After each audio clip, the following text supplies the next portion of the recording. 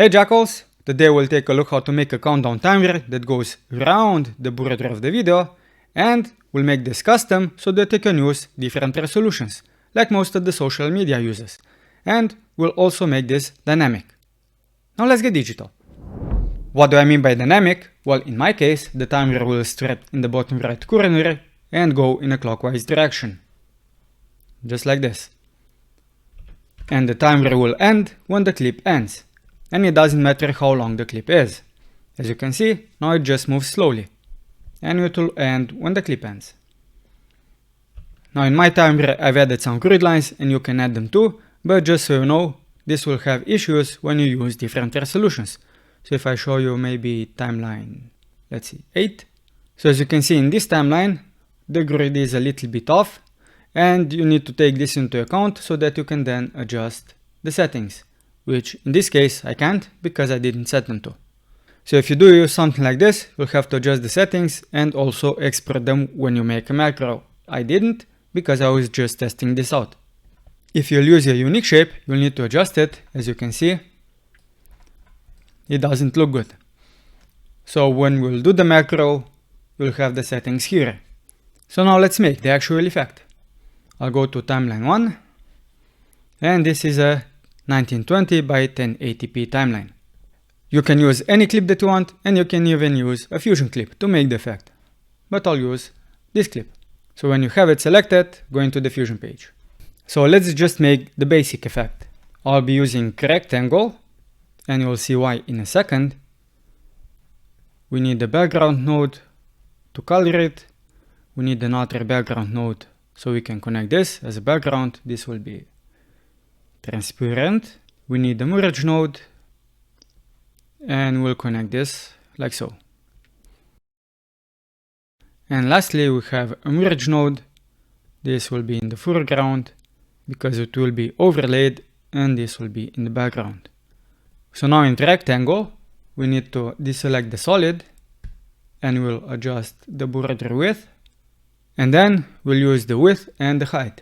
And the good thing about this is that we can simply max this out to get the effect.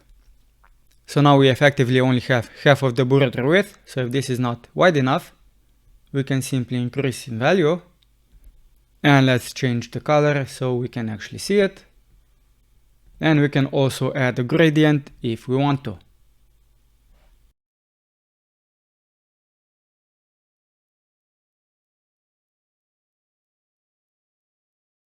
Now if you want to add some texture to this, you can do so. You can use an image. You can simply drag it in and connect it to the merge node. But this image has to be black and transparent background. As you can see, it does work. But in this case, I wouldn't advise doing it like this, because if you do, you can only use this in this project. So to fix that, you would use a loader node. And this now opens a new window. So simply find the file that you want. Now this gives you an image just like before, but when you export this as a macro, you will be able to use it in another project. But you will need to have this image in the same folder when you make the macro, because if you move it, this will also not show up. So to get around that, we can make our own grid lines. So let's type in grid, edit, and we need the background so we can actually see them. Currently we have white lines and black background, and if I connect this, we don't see anything. Even if I change the color, this will not change. It looks closer to what we want, but if I apply a black color here, all of a sudden the grid lines disappear. So to fix that, we have to add a bitmap node, and we'll connect it like this. So in the bitmap node, I'll now simply select one of the channels, and we have what we want. Now we can simply go to the grid node and adjust row cells, column cells, and I won't have any major line width. And now we'll simply have to find a position where this looks nice. And what we can do then is make the lines wider. So maybe something like that. Let's disable this so we don't spaz out. And the last thing that we'll do is in rectangle. What we want to achieve is, well, move the position and the length. As you can see, currently we start here and we go in the counterclockwise direction, which is not what we want. So to fix that, we'll actually add a transform node here. Connect it like this so the rectangle goes into the background and not into the mask input. And then we'll simply switch this around. And as you can see, when you go from the start to the end, it goes in the clockwise direction, which is what we want. And now we have to fix the position. Now in my case, I've started in the bottom right corner, so I'll do that. Now this position will be different based on the resolution that you're working with, and I'll show you that in a bit. But what I want to show you now is that you don't want to have this at the beginning. So change the style to this one. Now I can position it. I think I had it at 0.585. So we have the position fixed. This is at 1080p. And when the animation happens, at 0 it will be 0, and at the end it will go all the way till the end. So we have the base effect done, and we only need to animate it. Now let me show you what the issue is with the position when it comes to different resolutions in the timeline. This position at the moment is 0.585. Now let me go to a different timeline. Timeline 8. Let's just see what the resolution of the timeline 8 is. Timelines, timeline settings. So 1080 by 1920. I can use the same clip, which will be this one. This is my last effect that is working, so I have to use another one that isn't. So I think it's this one. Select the clip, go to the effects. When you click on this button, it will take you in the Fusion page, and if you don't see anything here, you have to go back and click on it again. Now let's open this up by double clicking. As you can see, I have almost the same composition as in our example, and if I go to the rectangle, you'll see that this value is the same in the position. But now if I change the length, you can see that it actually starts here and not at the bottom right corner where we want it to. And in this case, we would actually have to change the value. So in this case, the position is 0.657, and how we'll get to that number, I'll show you in a bit.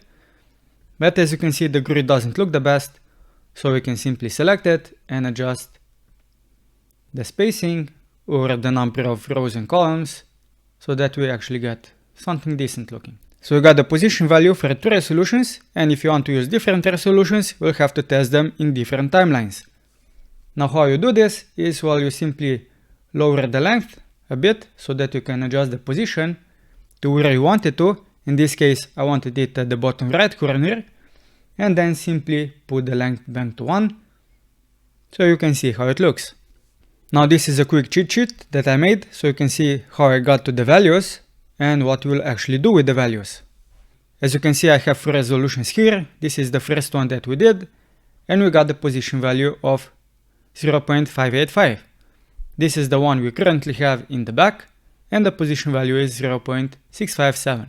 Then we have 1080 by 1350, which is for Instagram and maybe something else. The value is 0.636. And lastly, the screw resolution of 1080, 0.622. What do we do with these values and where do we put them? Well, we'll make an expression, so when we make the macro, we can simply just click and drag the effect onto a clip in any timeline. The part of the expression that we'll be using is this. So let me explain what this piece of code does. It will first ask itself if the ratio equals this value, and how I got the values is I basically took the first value and divided it by the second value. In this case, it's 1.77. In second example, it's 0.56, 0.18, and 1. So in this example, the first one, it will return this value, which is this one. Then in the second example, in this one, in this resolution, it will return this value. Then for the third example, we have 0.8 and we return this value. And then lastly, we have ratio of 1 and return this value. I think that's understandable. The only thing that we don't have specified is the ratio. How do we get that? Well, let me show you. So now I'll go back to my example so that I can use this piece of code. And before I do, let me show you how you can calculate the ratio. We have defined ratio like this, and anywhere that the ratio appears, the result of this code will be used. If we didn't have this ratio defined, we would have to use this piece of code anywhere that the ratio appears. So if you have multiple custom resolutions, you would have to use this piece of code every time. So what it does is it rounds down the number. Which number? The resolution, so width divided by height,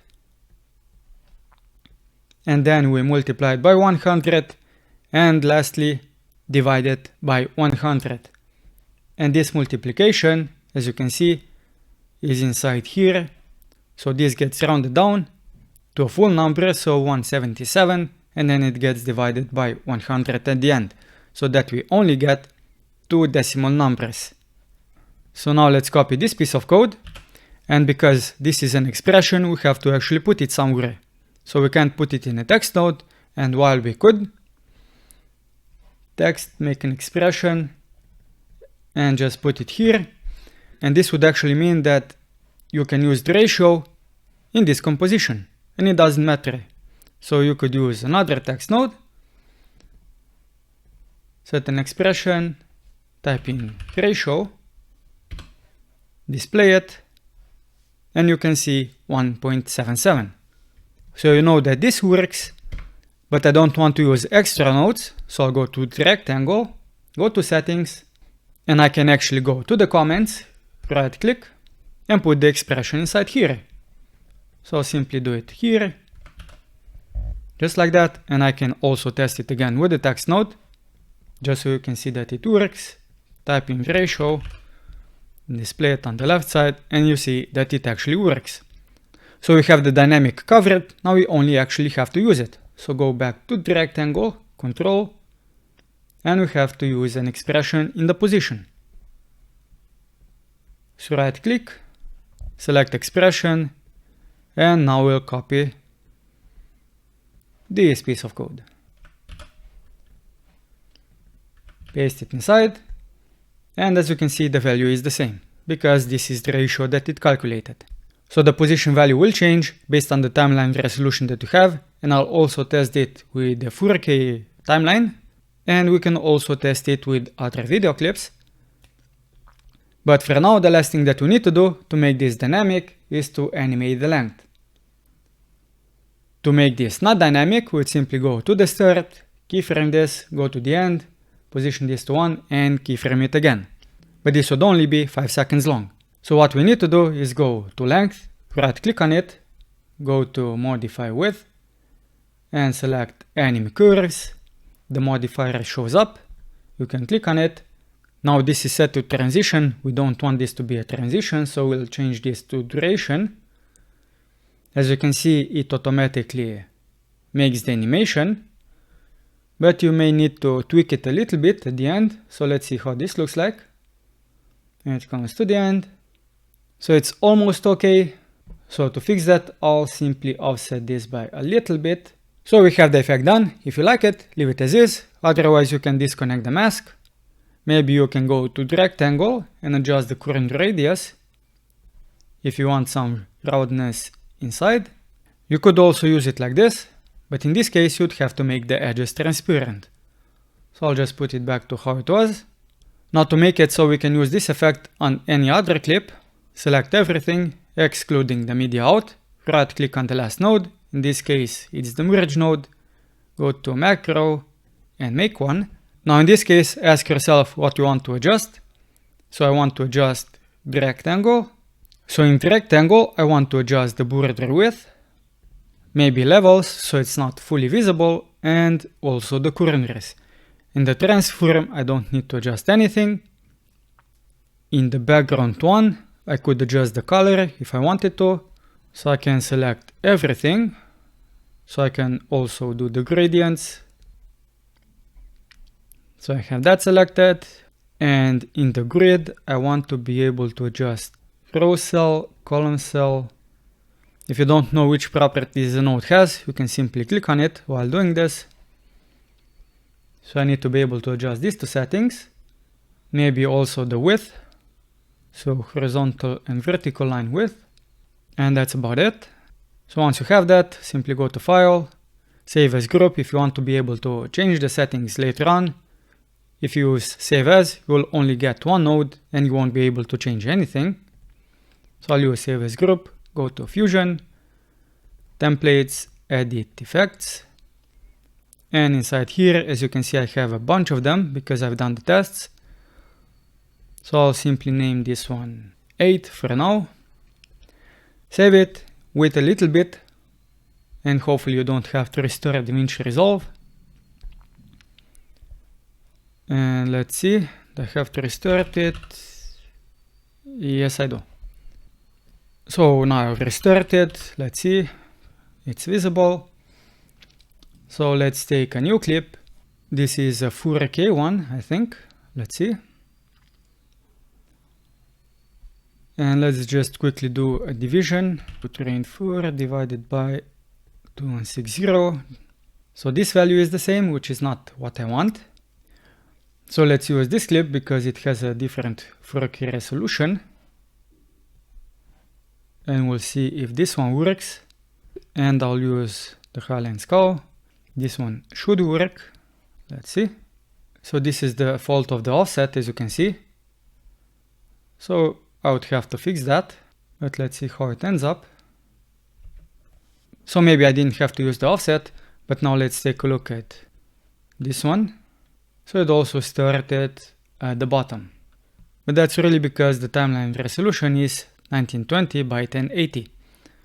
So let's go to a different one. Let's see what this one timeline is. Okay, so I'll go to this timeline, the second one. So I use the highline scow again and this one. Put this one in. Now as you can see, this one is way off, and that's because I didn't calculate for it. So if I go inside here, Effects, go in.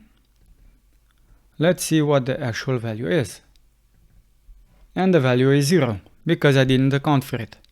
So if you wanted to use this resolution, you would have to use the ratio of 1.89 and find out what the value position is. So in this case, I can simply remove the expression, go to somewhere like here, and then adjust the position. So about 0.58. So you'd have to use that in the expression as well. So simply make a copy. If this is 1.89, this is 0.58. If I now copy this in, we'll immediately see if this actually works or not.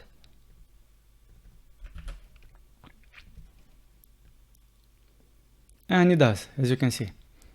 So now in this timeline, the third one, it's 1080 by 1350, so let's switch to it.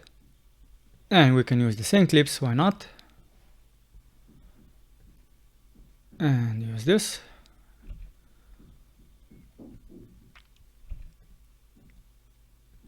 This one looks okay, and so should this one, because this actually depends on the timeline resolution and not the resolution of the video clip. And if you want to fix this mess, you can now go to the Effects in the Inspector tab, and you will have all of the options that you've enabled when you made the macro export. So in this case, I can adjust the row cells, and maybe something like this actually looks fine. But as I said, I would have to go into the offset, and let's fix that.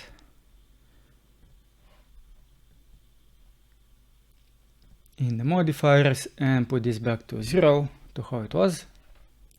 So now it starts at the beginning like it should, and it ends, let's see. So the offset is fine. You can leave the offset to 0, use this video, put the timeline in. As you can see, it works. You just need to adjust this. But if you don't use a mask for the border like I did, then the only options that you'll be changing is the color and maybe the current radius and the width. And if you want to know, does the effect break when you zoom in? No, it doesn't. You can simply zoom in. The effect stays unchanged. And that's how you can make a dynamic countdown timer that goes around the border of the video, and that you can use with any custom resolution, so you can make a lot of social media videos with the push of a button by simply click and dragging the effect onto a clip. And if you like this video, give it a thumbs up, subscribe to my channel if you want to get more DaVinci Resolve and video editing content, and hit the bell notification icon so you know when my next video comes out. And if you want to get today's tutorial files, you can get so by supporting me on my Buy Me a Coffee page. I'm Simon, and until next time, Jackals, keep it digital.